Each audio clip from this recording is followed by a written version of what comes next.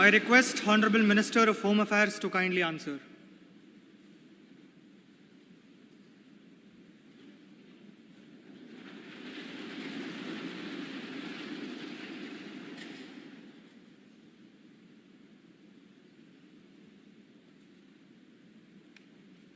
Honorable Speaker, sir, I thank the Honorable MP for raising the most important issue regarding the women's safety. Nari Shakti Vandan Adhiniyam is not merely considered to be a legislative gesture, but it is a structural mandate for the transformation of Indian democracy. The success of this bill can be assured by 4 pillars: security, protection, justice, and opportunities. Honorable Speaker, sir, the Ministry of Home Affairs has taken several measurable frameworks for this. First, mandating investigation timeline and tracking.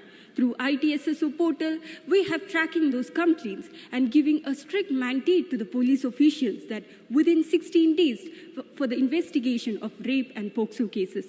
Through the emergency response support system, citizens can access to the emergency response by 24/7. Through the Safe City project across 8 metropolitan cities that has ensured the safety of women and that helps to reduce the crimes against the women considerably. Honorable Speaker, sir, but in this digital era, the crimes are not confined in the physical space. It is extended towards a borderless digital domains. In order to curb these challenges, the government has taken real-time measurable steps, which includes I4C, cybercrime reporting portals and insert. Through these measurable steps, India has achieved the Tier 1 in the global cybersecurity indexes. In the further assessment, with increasing representation but with limited safety and security, the bill cannot say that it would be in the success, because it's very clear that the representation is the vehicle and empowerment is our destination.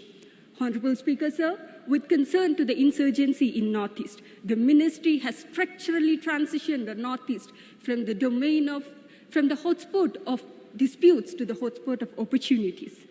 This, while considering the safety of women in the northeastern state, using the Nirbhaya Fund, we have established a handy human trafficking to protect the women and the people across the northeast from the crimes in the border areas, and by establishing a special police force in the northeastern regions to promote the girls and women to pursue their higher education outside. This itself made an economic inclusiveness. Honorable Speaker, sir, as our civilization ethos remains says that yatra najastu pujyande ramande tatra devada, where the women is respected, the harmony and prosperity flourishes. But in the context of modern democracy, the respect for the women can be translated into tangible impacts.